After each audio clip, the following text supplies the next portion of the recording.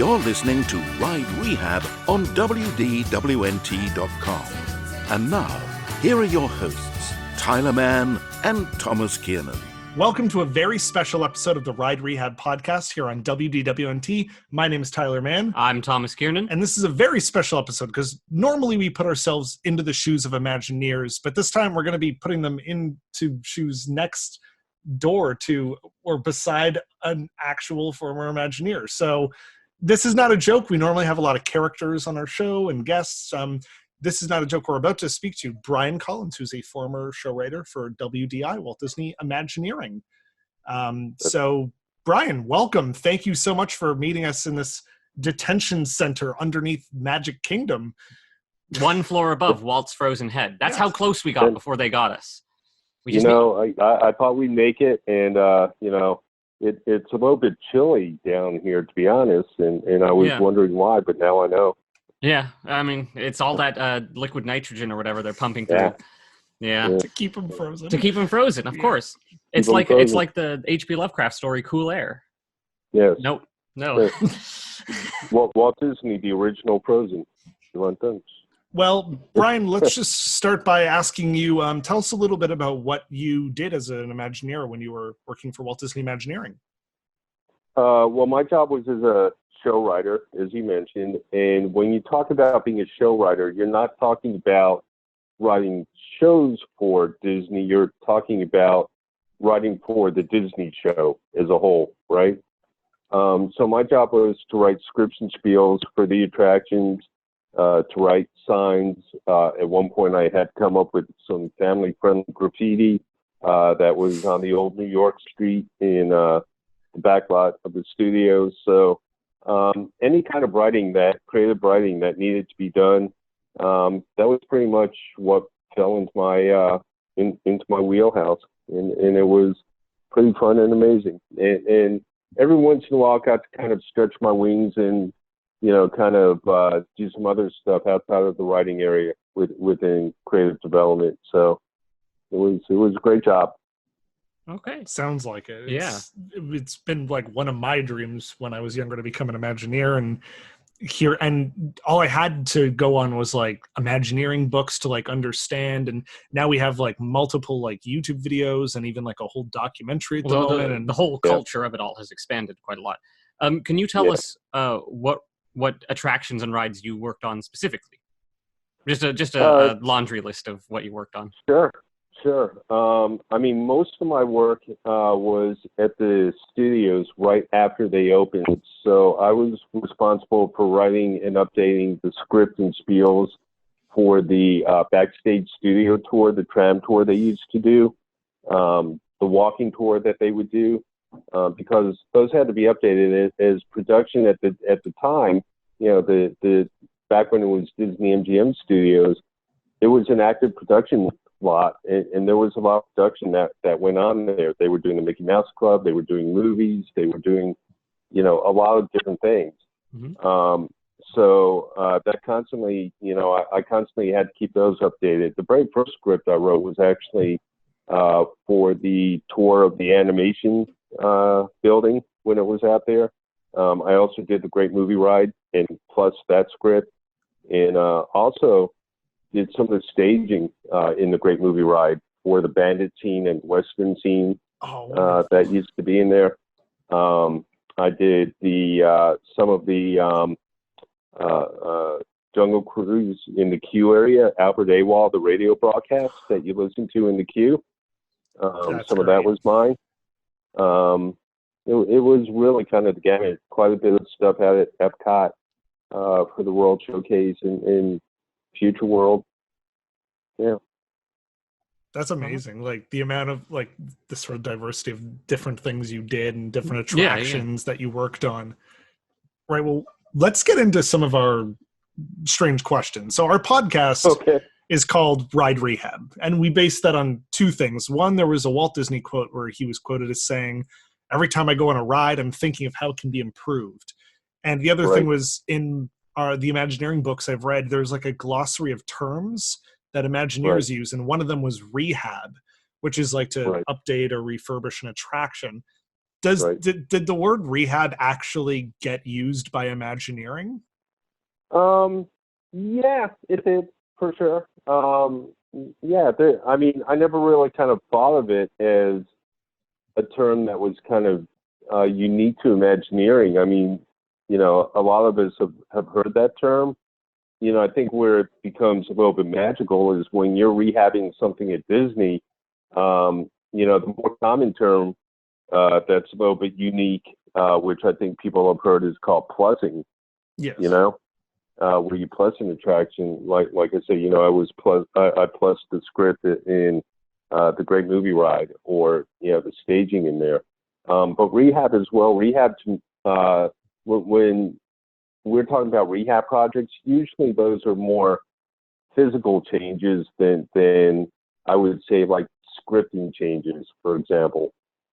But yeah, there was constant rehab going on in the attractions. Interesting. As a matter of fact, I'll tell you a story if you want to hear one. Yeah, go for it. It's actually, I haven't told this story for a while. I just remembered it, but I remember one time we were rehabbing Pirates of the Caribbean, the queue area in there. And if you've ever walked through Pirates of the Caribbean in the queue area, as you're walking through the dungeons and all of that on your way to the ride vehicles, they have these little vignettes and scenes set up. And in a lot of them, they've got these barrels of dynamite, right? And so we were rehabbing the queue area, and one of the things that they had to do was go in and repaint, you know, and touch up a lot of the scenery, including those dynamite barrels. And I remember we had finished that off, and I was out to dinner with my family, and we were at one of these Japanese restaurants where you have, like, you know, 3 or 4 different families all sitting together, you know, around the table, and the chef is in there, you know, cooking in front of you and stuff. So there's a couple sitting next to us, and I was talking to the gentleman and telling him, you know, he's like, "What are you doing?" I said, "Well, I work for Imagineering, and you know, what are you doing?" I said, "Well, we just finished a project for Pirates of the Caribbean," and he said, "Oh, you know, we were just in there. You know, I gotta tell you something that caught my eye. On all of the dynamite barrels in there, they were all labeled explosivos, you know, Spanish for explosives. Mm-hmm. But the word explosivos was misspelled." And he said, "Oh, really?" And in the back of my mind, I'm thinking, you know, you gotta be nuts, you know. I mean, you know, we wouldn't miss something like that. Mm-hmm. But you know, I went back and I told my you know, my boss, and said, you know, we should go check that out. And sure enough, the word had been misspelled. I think it should have been ESP, and I think it was spelled EXP, explosivos. So they had to actually go back and repaint all those barrels. See, that's and correct that. So sometimes we get it wrong, you know, once in a while, but that was an example, I guess, of a rehab. It was kind of rare, you know, but it's kind of a funny, funny little happenstance. It wasn't funny. Yes. Wasn't funny at the time, believe me. It was not funny at the time, but Mm-hmm. looking back at it now, and you know, it wasn't my fault, so I guess I can, you know, talk about it. But yeah, I thought that was kind of a cute story.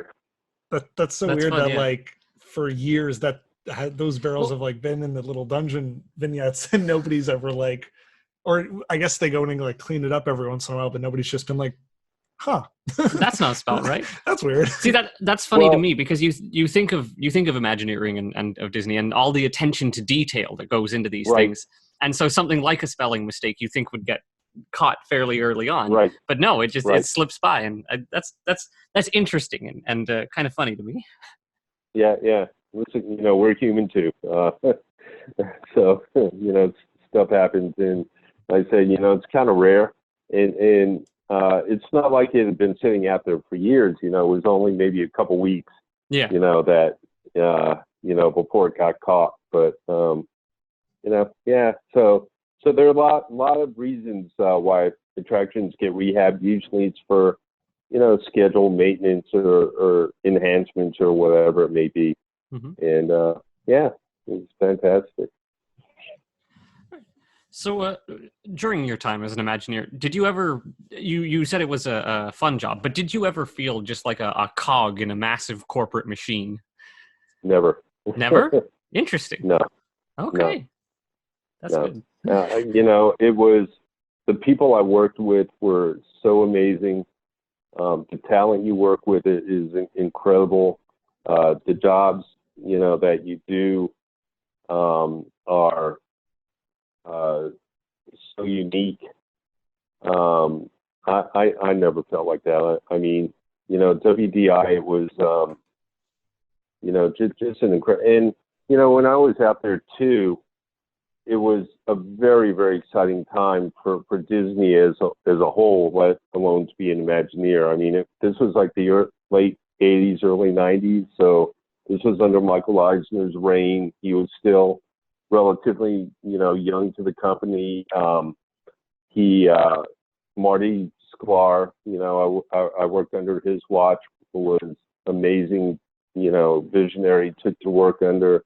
And the amount of expansion and new projects and things that were going on were just incredible. So, it was just a joy to go into work every single day and never knowing what was going to come across your desk, and just a really cool sense of accomplishment.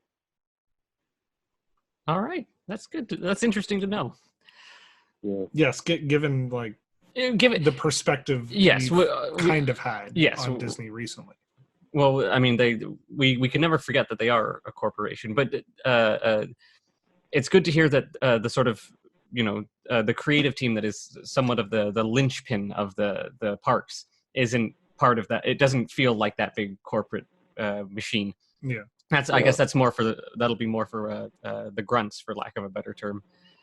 Maybe, and, I'm sure certainly now the culture and environment is a lot different, but at the time you didn't feel at the time, no, it was fantastic. No. All right.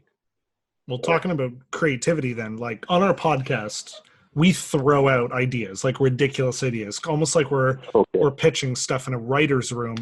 Is that what it's like when you're sort of writing or doing show writing for a ride or an attraction or a show?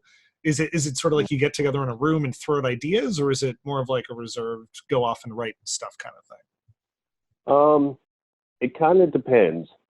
Most of the time on my projects, so I worked under a very, very talented creative director who was with Disney for a long, long time, and was really well experienced. And he came up through the ranks as a show writer himself, I believe. Mike West was his name. Great guy. And Mike and I both had the same, a very similar kind of humor, and we both loved a good pun. So we would bounce stuff off of each other all the time, or I would give him, my work, and he would come back with critiques or whatever. But I never felt like it was, it was always very constructive, very good, positive kind of input. I learned a lot from him. So, there was a lot of back and forth between he and I. Now, sometimes, depending on what the projects were, and the size and scope of the project, certainly there were more people involved. When I was working on the staging, redoing the staging in the Great Movie Ride, I was collaborating with another very talented guy who had a background in theater. I also had a background directing theater, and actually before I came to Disney, my career began as a video producer and director down in Miami. So I had that background too, and so the two of us would collaborate quite a bit. But when you're plussing an attraction as big and as high profile as the Great Movie Ride, certainly, there are going to be a lot of people who need to have input and sign off on that. So in a case like that, there was a lot of kind of back and forth, but again, it was always very collaborative. I mean, I just remember just always having fun at work, and you know, I never like feared collaborating with other people in the office or you know, throughout the organization. Okay. All right. It would make our podcast less interesting if one of us recorded one day and then passed it off to the next day. Well, it might force us to up the writing quality. But anyways, that's true. So obviously many years have passed since you have worked in Imagineering. But yeah. What do you think Imagineering has gained, and what do you think it has lost in this time, or even in your time while you were there? You know, the biggest thing that they've gained have been new tools, new toys, you know, to work with. You know, virtual reality, augmented reality, projection techniques, all that kind of stuff didn't really exist back in the day when I was there. So to be able to have, you know, those kinds of tools at your disposal now, and you look at, you know, their new marquee attraction, you know, Rise of the Resistance, and you look at what they've done in Galaxy's Edge and what they're going to be doing with some of these other attractions, you know, it's just fantastic. And even things like, you know, lighting technology. I'm actually a adjunct professor at UCF at University of Central Florida, and the last course I taught out there a couple of terms ago was on entertainment technology and innovation.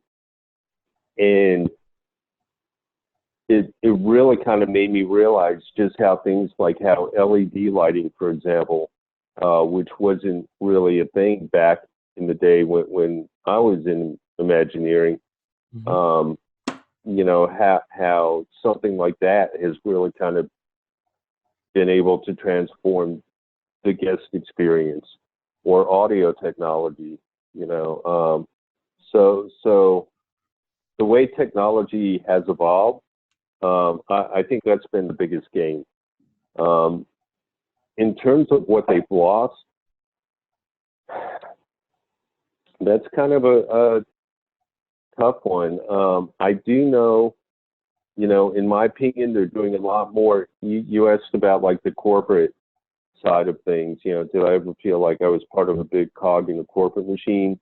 And sometimes I gotta wonder, you know, if some of the Imagineers today, when they're put on a project, if you know, they kind of feel like that. You know, Frozen in Norway, to me, always felt kind of forced, and I get why they did it. You know, but it always kind of felt a little bit out of place. Now, that being said, you know, when you look at the direction that Epcot is going in now, there's a lot more IP going into the World Showcase and going into Future World, and Epcot's just undergoing this amazing transformation. And you know, I think it's going to be kind of like the studios for the next few years, where when the studios were doing the same thing, it was painful at times, because a lot of stuff was closed, and you know, there was a lot of anticipation of what was going to be, and now that it's done, what they've done out there, and it's like, wow, that's, you know, pretty cool, and then even more coming. I think Epcot's going to kind of be the same way for the next few years. But you know, when Frozen went in, that was the very first time that I can think of where they took, you know, a Disney IP like that and kind of put it in the World Showcase. So, you know, it was probably, I'd like to think, part of a bigger grand plan of what we know now is happening out there. At the time, we didn't really know that. So it felt a little bit forced to me. But you know, the quality of the attractions and what they're doing now is fantastic. I think, you know, the biggest challenge is that there's just from a corporate point of view, Disney has to juggle in a lot of different things, and be master to a lot of different people, mm-hmm. and please a lot of different people internally and externally for the company. And that can make things, I think, a little bit more challenging at times. Okay. If that makes sense. Yeah. That's such a big discussion. I think that's probably the biggest discussion about that the fans have right now. Like, are you familiar with just Disney fans on Twitter? Have you been on the internet recently? It's a mess. Yeah, I try and keep up with that stuff.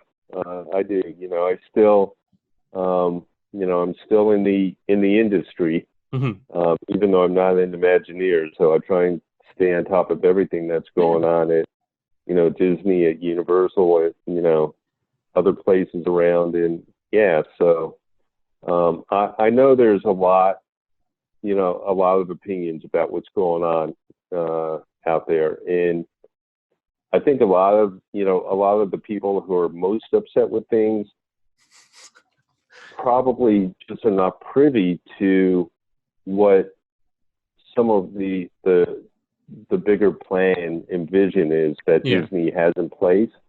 And because of that, it makes certain decisions look very abnormal or, abrasive, uncomfortable or whatever. Yeah. But if they understood how this piece of the puzzle was going to, affect, the entire vision, yes, then I think they'd be a lot more tolerant with it.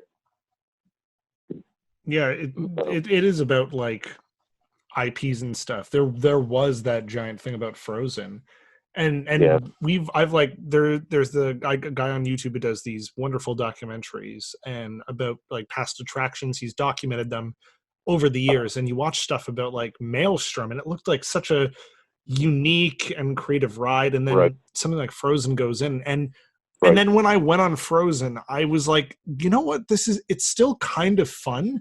It is not better than what it replaced, and that's, in your humble opinion, in my opinion, yes, but it was still an enjoyable attraction, and any kid or a family member would still be able to go on that and ride and enjoy it.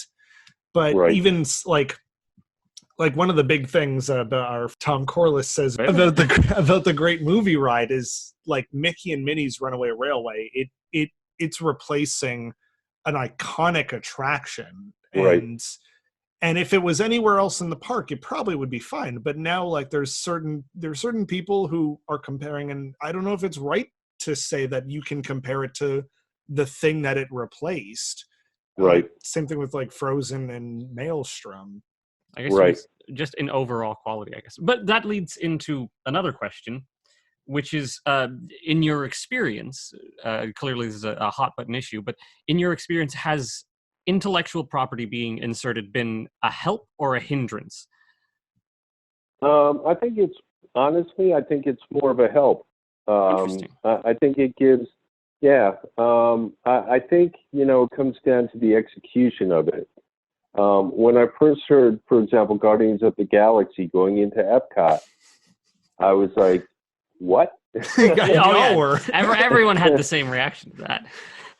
But and again, I think a lot of that just came from the fact that, I wasn't really informed. I mean, why should I be? Disney's not obligated to tell me anything.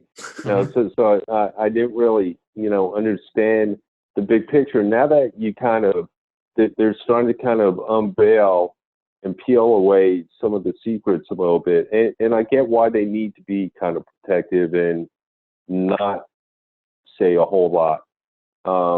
But now that you kind of are getting a sense of the direction that Epcot is going, I think in the reimagined Epcot, it's going to make a lot more sense. If they were just putting Guardians of the Galaxy in Epcot and not changing anything else, or, bringing interventions back, let's say, or something like that, then it would be like, wow, that's kind of weird. But knowing, that there is a bigger vision there is a lot more comforting to me. And quite frankly, I think, a lot of people just kind of have to maybe kind of chill out and trust Maybe. Yeah. that, it's kind of like here in Orlando, they're rebuilding I-4 through downtown, and it's like this 20-year project. And right now, it's so painful because all the roads are torn up, and you're taking, detours left and right, and people are like, oh my gosh, but when it's done, it's going to be amazing. And I think, Epcot's kind of the same way. Again, I kind of compared to what the studios was like not that long ago when they were reimagining the studios experience. It's kind of funny, I would tell people that, as someone who worked on a lot of the classic original attractions out there, over the years, I would slowly see them start to go away. And I would always take solace in the fact that, well, one of the projects I'm most proud about is the work I did in the Great Movie Ride, and they're never going to take the Great Movie Ride away. I mean, that's like the iconic attraction. Yeah. And then all of a sudden, it's like, that goes away. So, I mean, you gotta, I guess, understand that there is a bigger plan at work. Or at least we hope there is.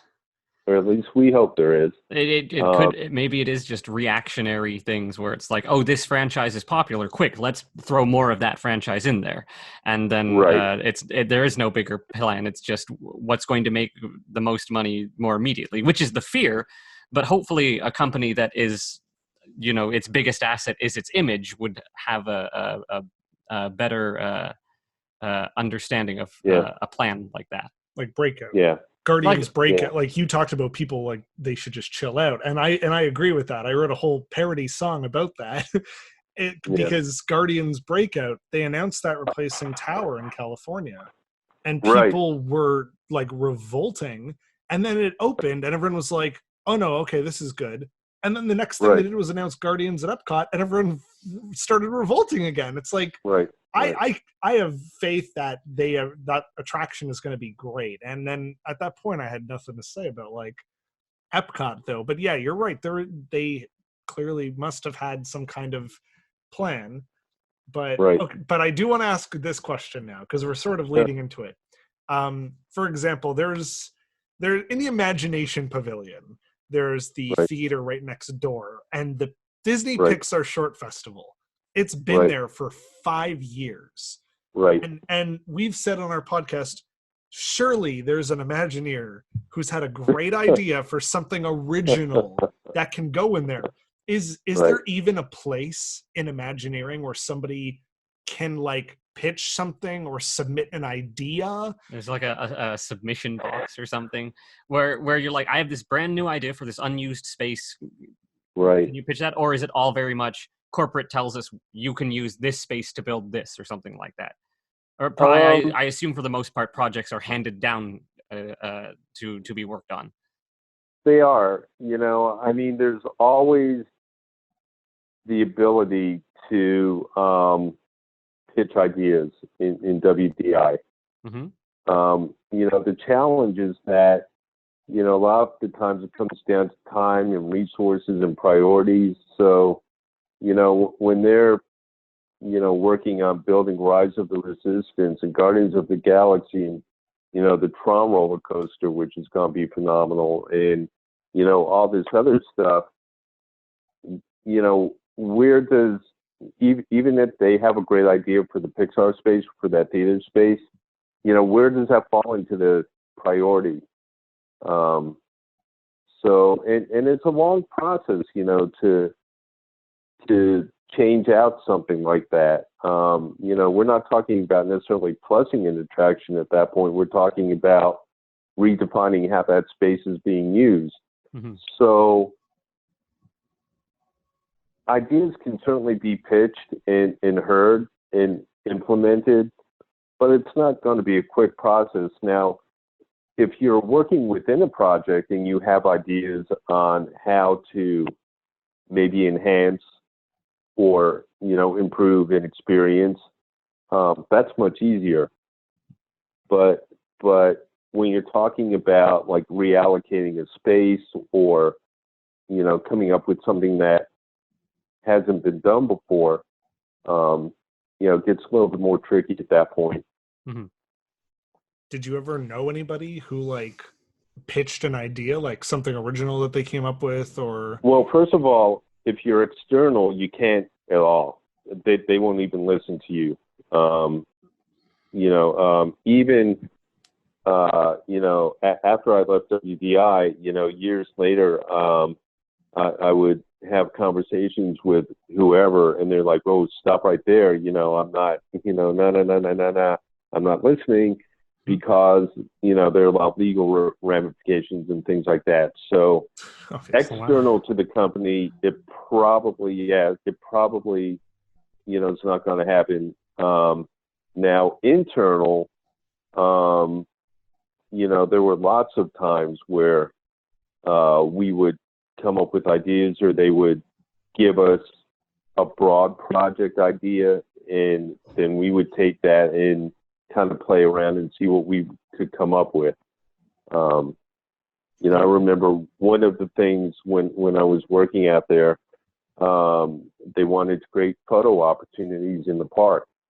And one day I'm sitting at my desk, and one of the art directors is like, "Hey, come with me."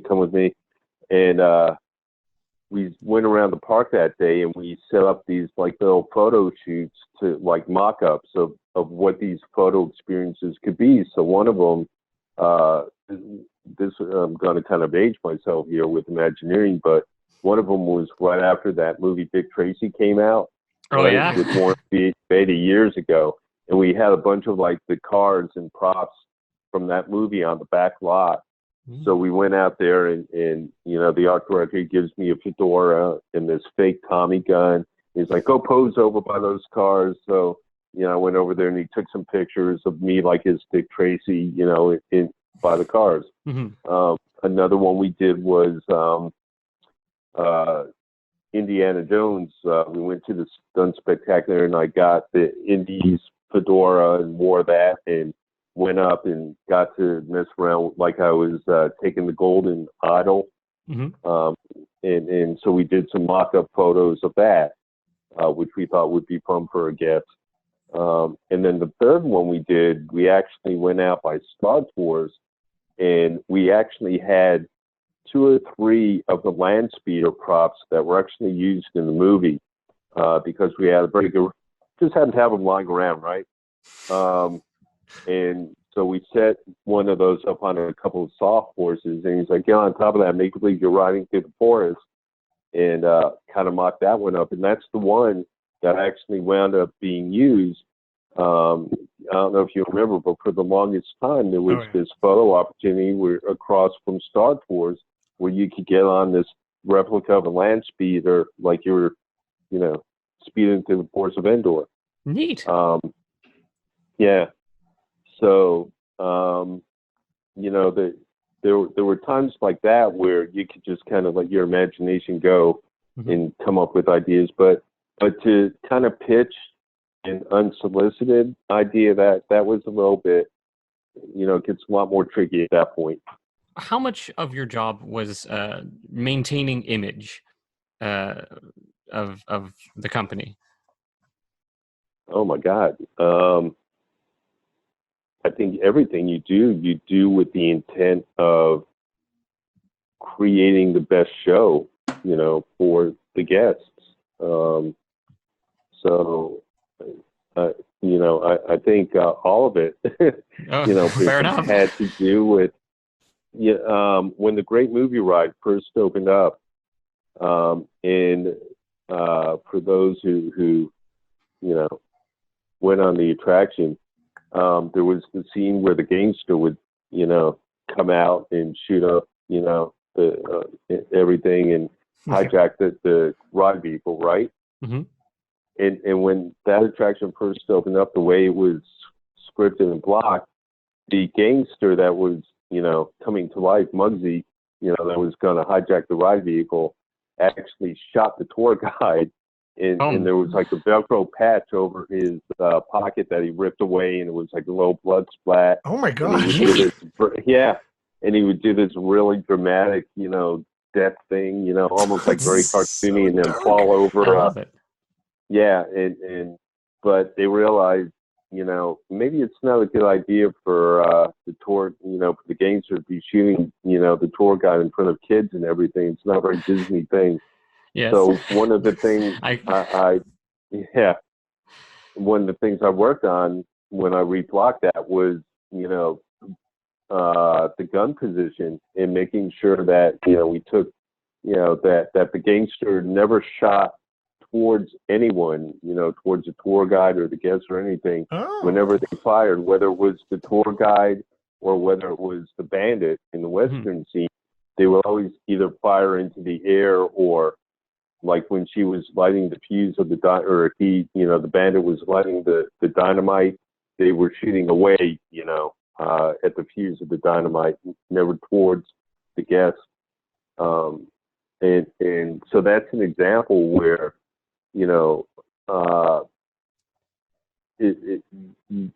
we were very conscious of the show that we were providing in the Disney style show that we were providing.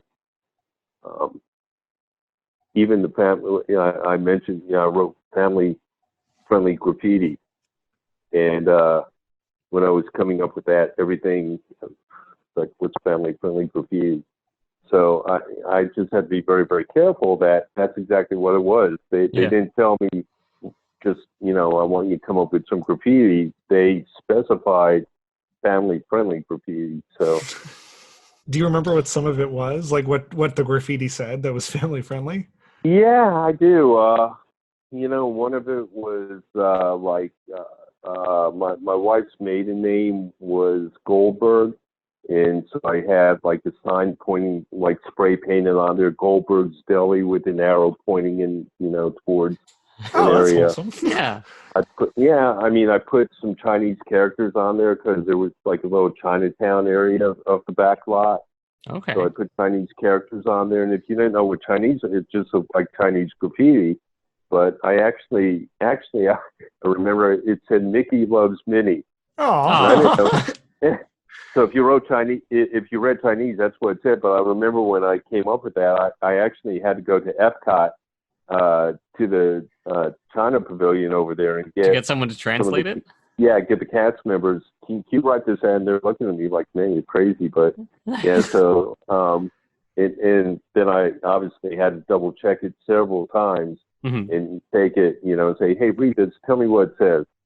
Someone who didn't know, and so because I wanted to make sure, it actually said what I hoped it said. Yes.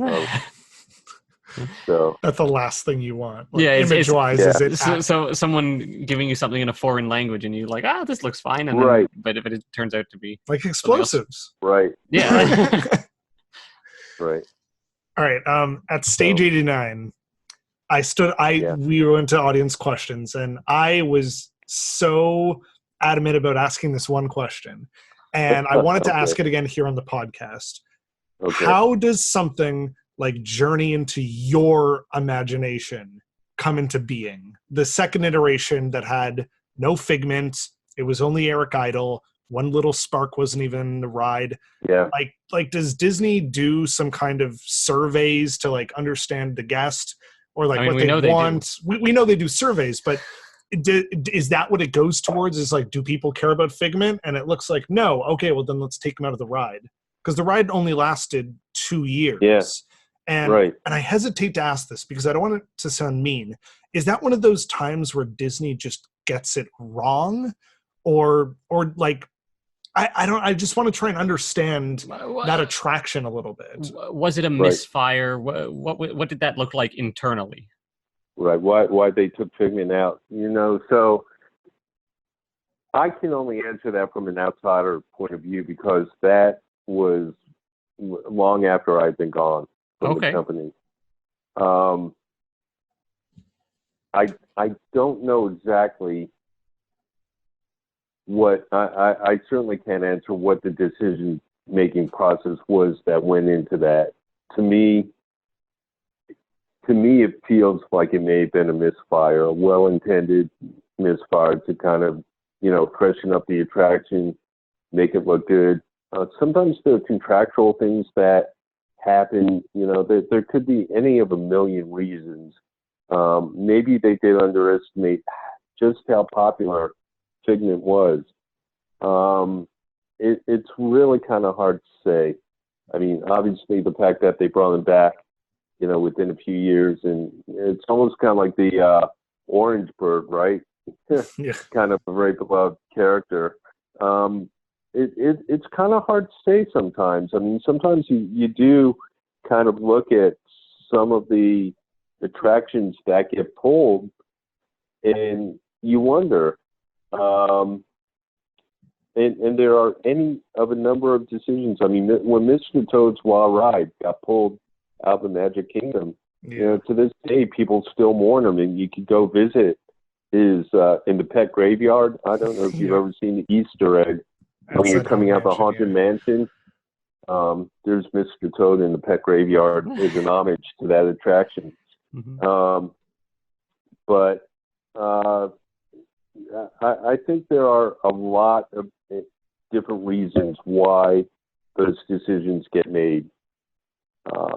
And I think sometimes it gets very complicated. I think sometimes it can be that people are very, very close to ideas, and maybe not step back and kind of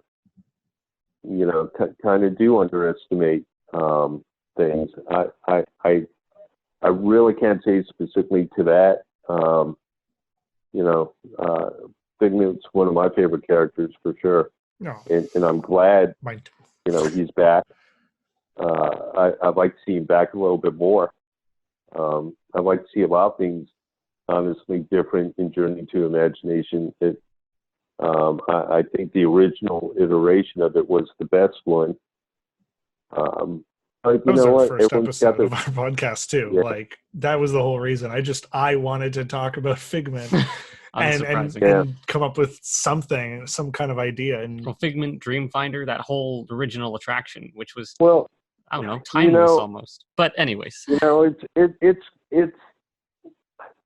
so let me say this. A lot of the kinds of questions that you're asking really kind of reinforce something that I can tell you is that when I was working as an Imagineer, all of us, we were all very, very, we knew the importance of what we were doing.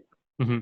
And as fun as our job was every day, and as crazy as some of the projects were that we got to do, we never lost sight of the importance of it and the effect of what we were doing on our guests.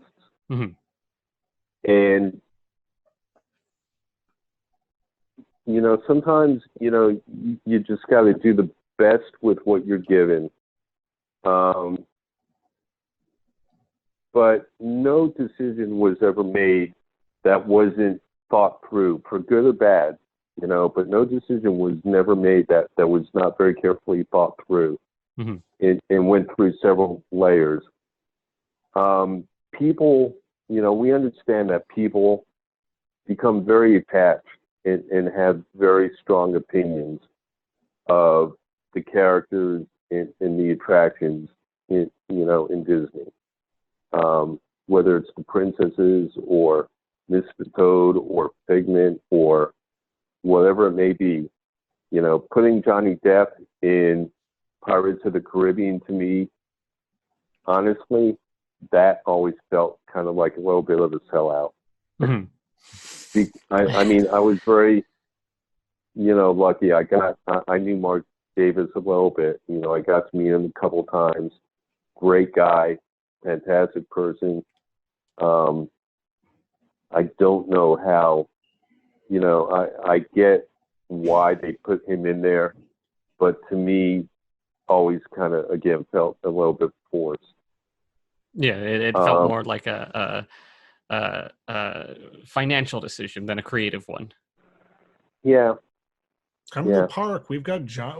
Look, you know the movie that you've seen and made us $1 billion over? Well, it's in the theme park, so come to the theme park and give us money, sort of thing. I mean, and there's, I mean, that's just the way it is. It is what it is, as they It's say. marketing tie-in kind of stuff. Yeah, and that happens all the time. But it's done in an engaging enough way, I suppose. Yeah. Shortly after I joined Imagineering full time, they flew me out to California to go out to Glendale and kind of, do a tour of the mothership, if you will, the headquarters out there. Mm-hmm. And the very first day I walked in, to check in and, kind of go about my business, I was in the front lobby with the receptionist, and off to the side, there was this display of artwork. And I can't wait to tell what it was, but I wanted to go over and check it out, but I never had time until the very last day when I was like leaving and getting ready to head back to Orlando. Mm-hmm. And so I said, you know what, it's now or never. So I just took the time and went over and checked it out.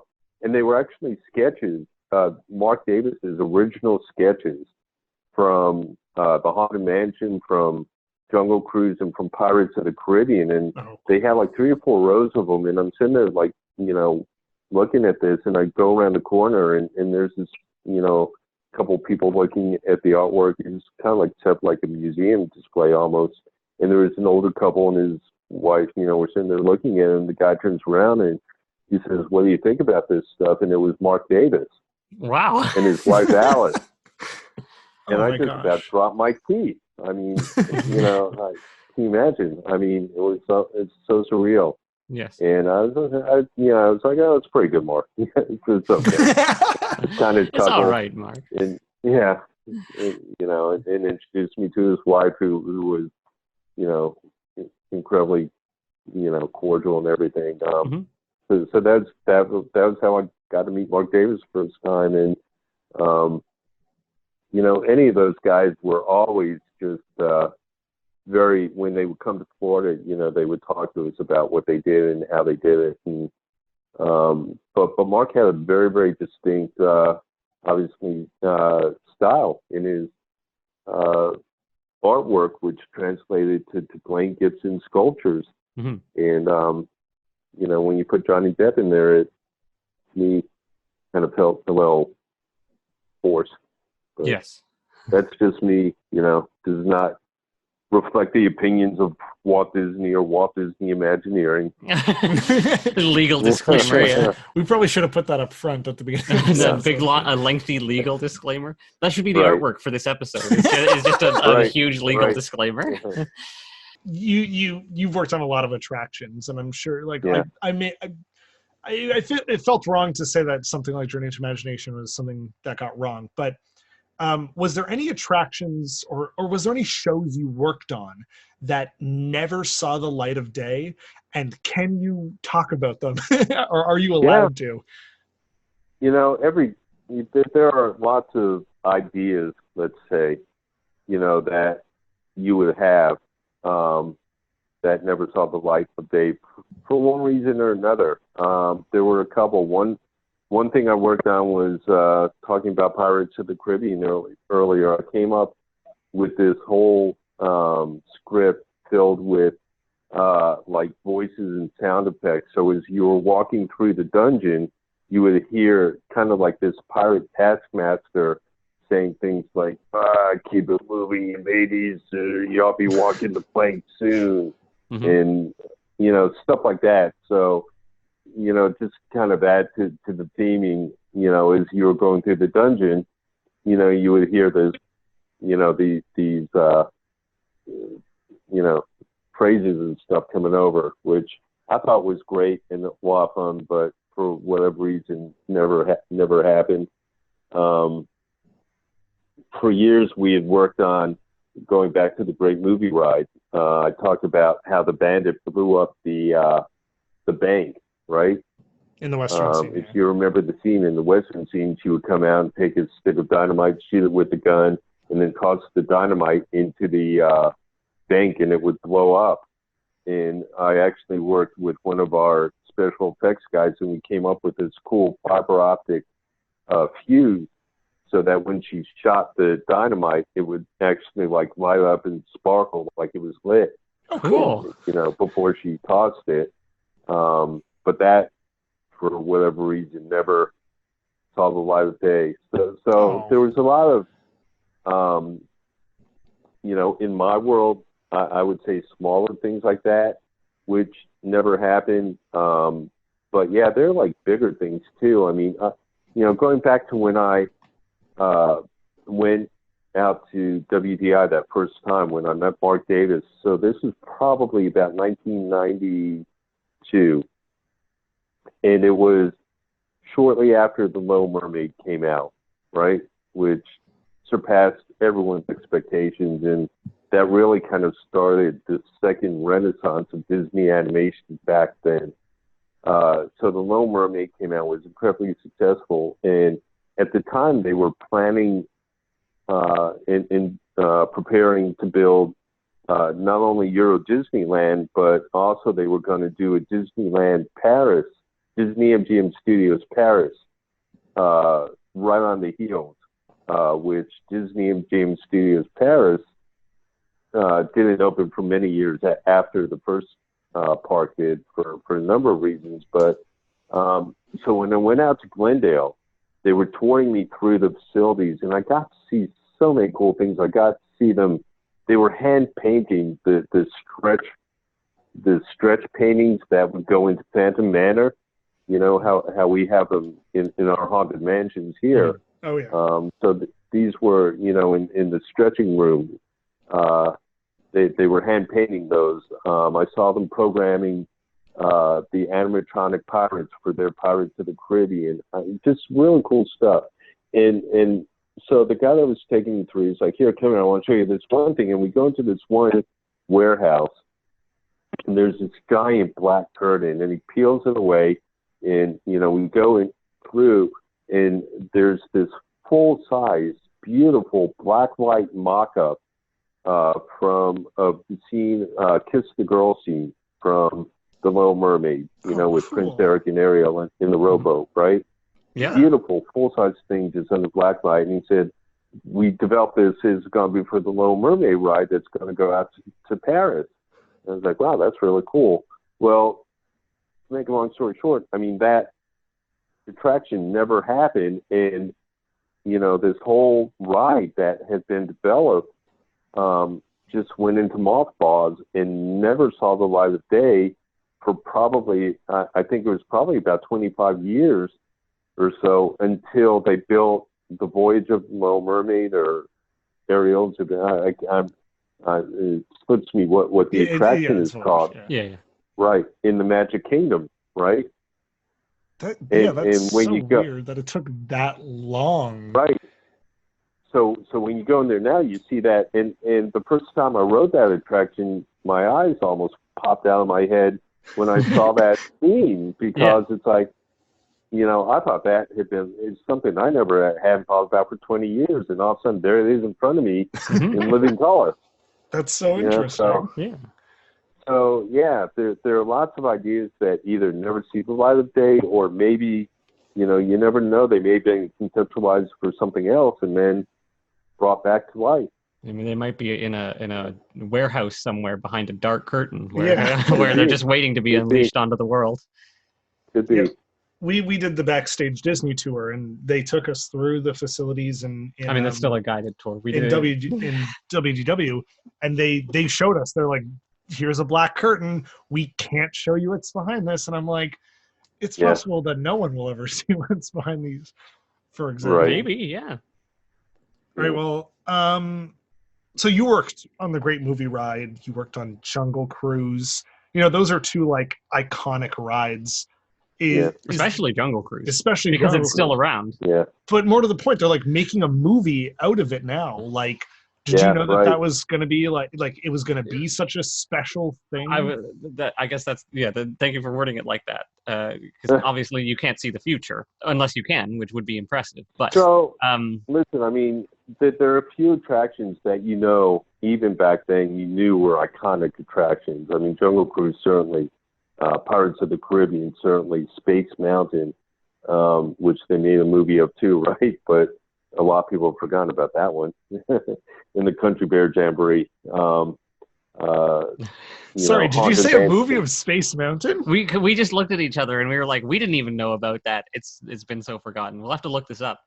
Is it called Space Mountain, or does it have a sneaky name to hide it? No, I think it's I think it was out for about a week. Okay. We'll have to look. We'll have to research it once we're out of these detention cells. Yeah. Yes. Yeah, and the Country Bears. Do you remember that one too? We have a copy of it. We have yet to watch it yet. Yeah. Yeah. How did we get that copy? Did someone mail it to us? Disney sent it to us. Disney sent it to us? Okay. Yeah. We asked for a mystery DVD and they sent us Country Bears. So yeah, I mean, we knew, back then, I mean, certainly, yeah, Jungle Cruise was thought of as one of those special iconic attractions. I mean, did we ever think they'd make movies out of it? No. But certainly it's held its place, for a reason, and risen to the level. And part of it is because of the wonderful skippers that are out there. I mean, the people, that is such a, and there's so many, even executives to this day that started their career as Jungle Cruise skippers,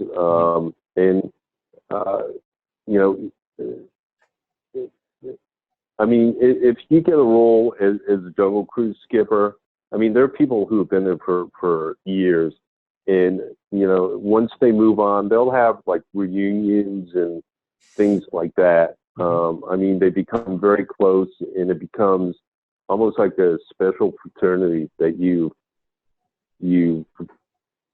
join.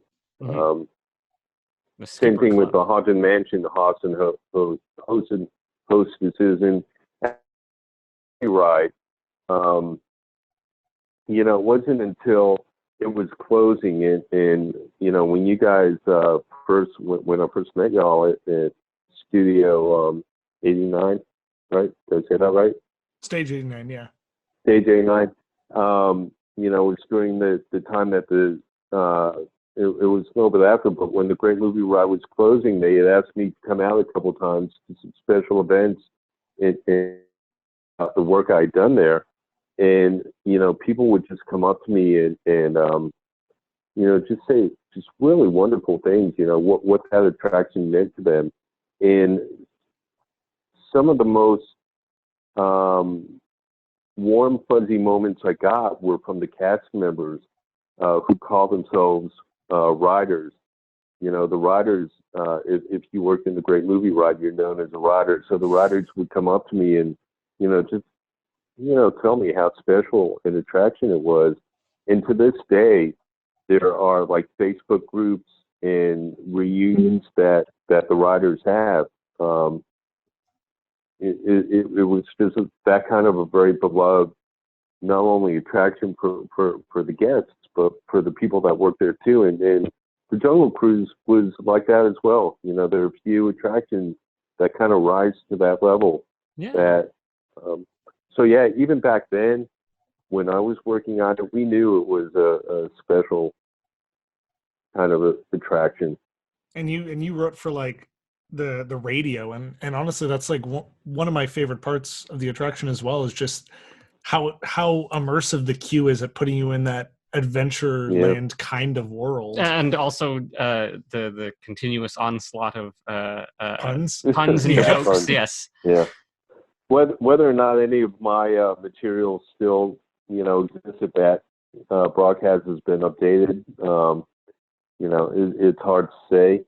I haven't listened to the entire broadcast in recently, but I'd like to think I need to probably do that and check it out. It certainly sounds like a lot of the stuff I wrote back in the day.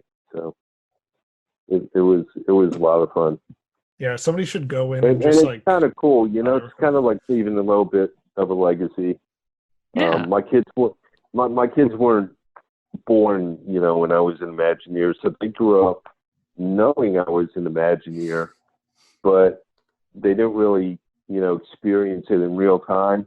Yeah. And so as they would get older, I would say, yeah, I worked on that, or I did that, and they'd be like, no, you did it.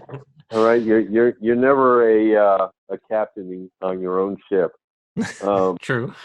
But they'd be like, no, and then I'd pull out script and say, and they'd be like, oh wow, Dad, you really did. So it's kind of fun to kind of be able to leave a legacy, and for lack of a better leave term. a legacy like that. Yeah. Unlike leave a legacy at Epcot. And fortunately, they'll never close the great movie ride, and that will be there forever. Oh, wait a minute. Oh no. Well, okay, so right now your project is to drive innovation through education. Can you give us an idea of what you've done and how exactly you do that? Yeah. So, I've just had a very lucky, blessed, interesting career. And over the past, one of the things that I wound up doing was getting involved in education, first as a college professor.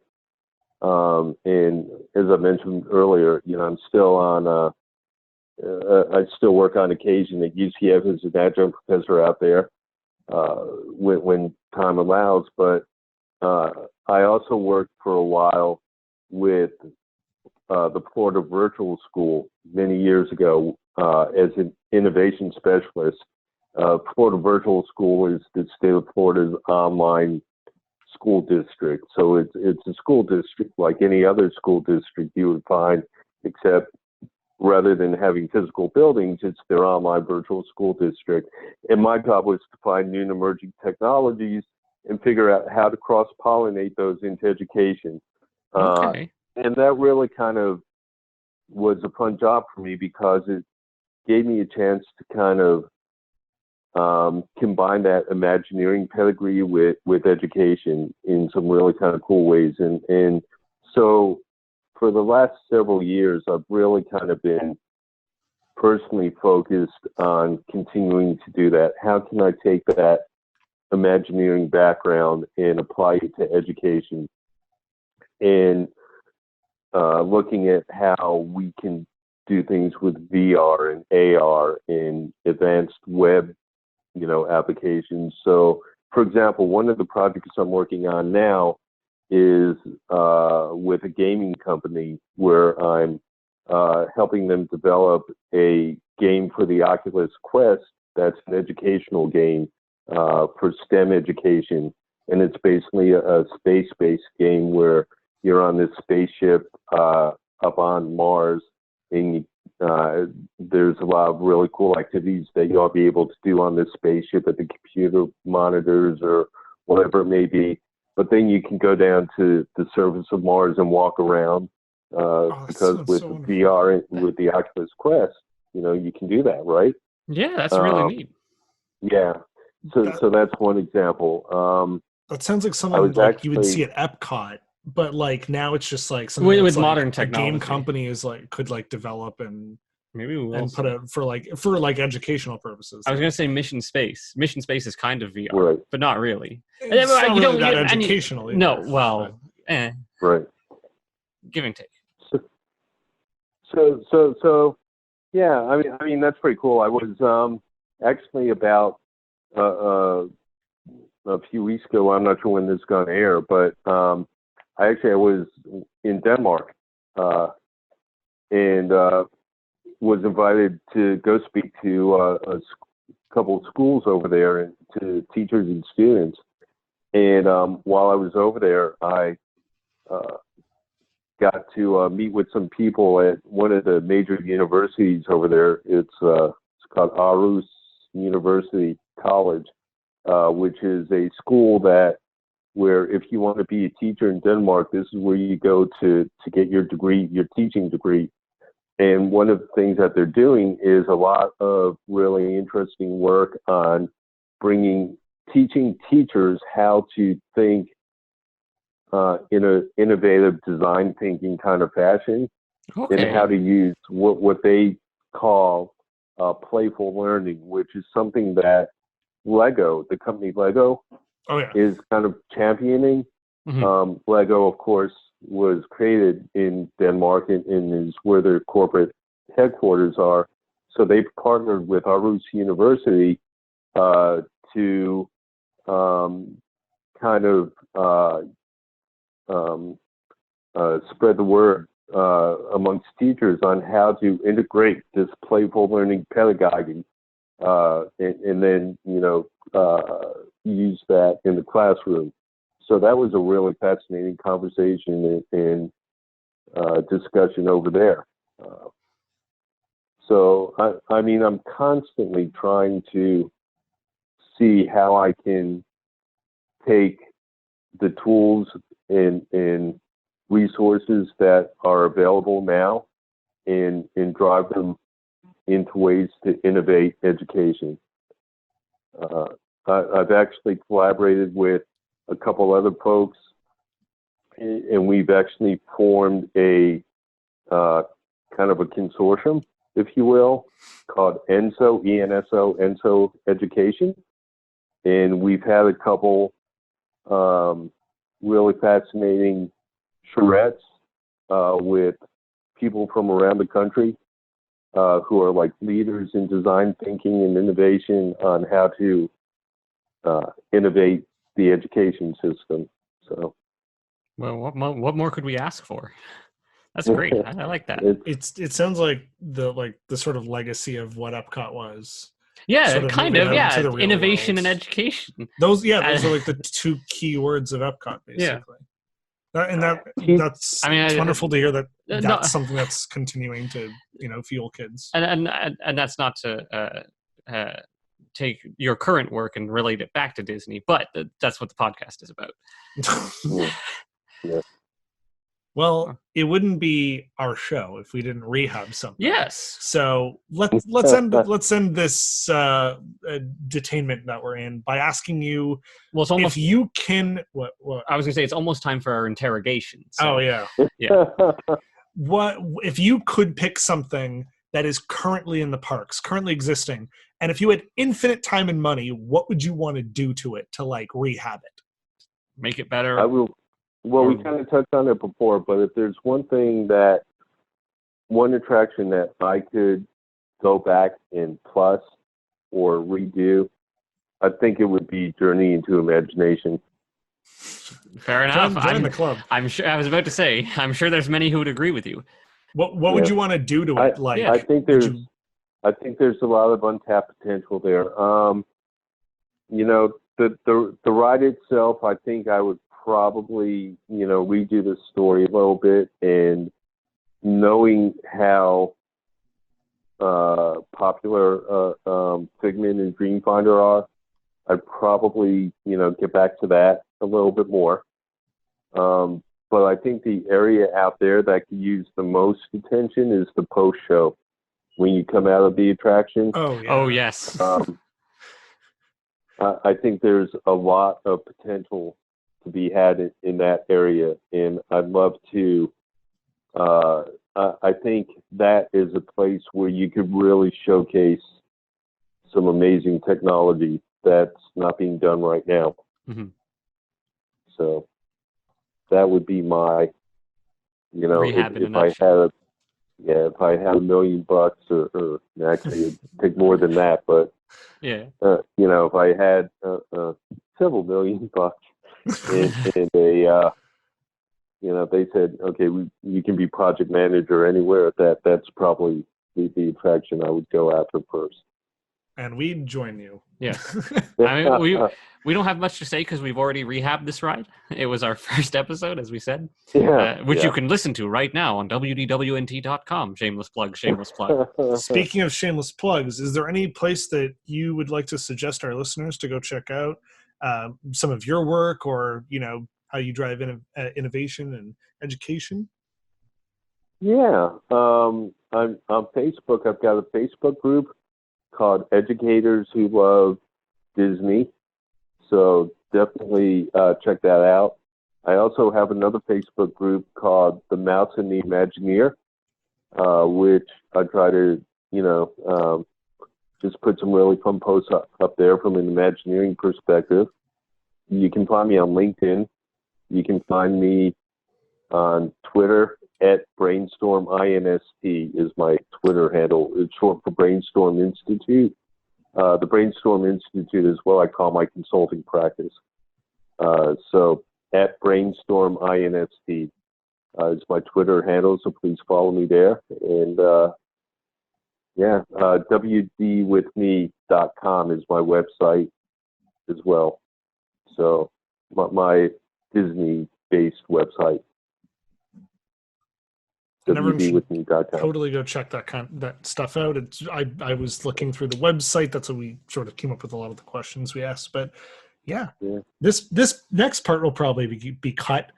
Thomas and I are very recent fans, I guess, of Disney parks in comparison. Me especially. Do you have any questions for us? Or like the fan base, I guess? No one's ever asked me that before. And that's an interesting question. Do I have any questions for the fan base? You have our full permission to say no because we're not very interesting, but we'll just cut it out. That's all. Let me think about that for a second. I want to think of a good question. I'm just one thing that I guess more of a topical kind of a question would be for those folks that have Disney Plus. There was the whole miniseries that was just on about Imagineering and Imagineers, Mm-hmm. and I'm kind of curious if what people thought about that. If it, the reviews seem to be pretty positive. If it kind of changed perception of what Imagineering is and what we do and how we do it. That's definitely a great question. Yes. Well, as a fairly newcomer to this whole Disney subculture, the Imagineering story to me was it. Obviously, there's a fair amount of schmaltz they have to put onto it to make it. What's the word I'm looking for? I don't want to say family friendly, but coherent, not coherent. Like narrative driven as a documentary? Kind of, yes. I mean, it is a documentary, so they have to have some narrative behind it, but they also have to have, schmaltzy emotional things to happen, so that way people will feel things and all these things that regular humans do. But I think it did a good balance of balancing that and the sort of the hardship of Imagineering. How it's not, it seems like magic, but it is a lot of work.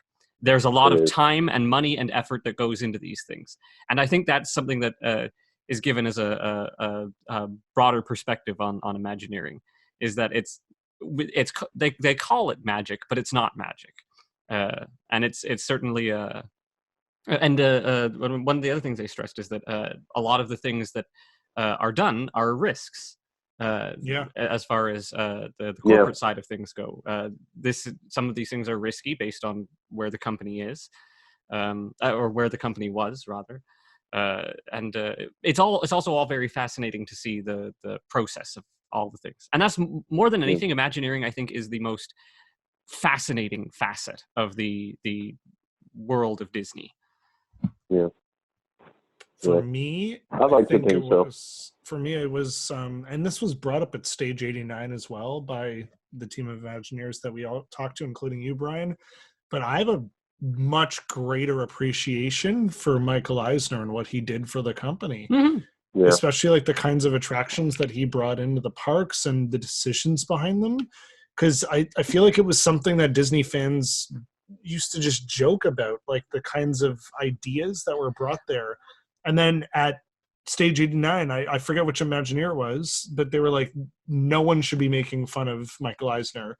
What he did for the company was you pulled them out of a deficit. Pulled them out of those were all the right decisions to make at those times. Well, Imagineering story, like seeing him now in that documentary talk about it, and also like I want to go on Alien Encounter so bad. Oh, rest in peace. Like the original dark, scary version of that. I want to ride that more than anything now. That's what we need more of at the parks is fear. Yeah. I want to be more afraid, and not just because my vehicle is going fast.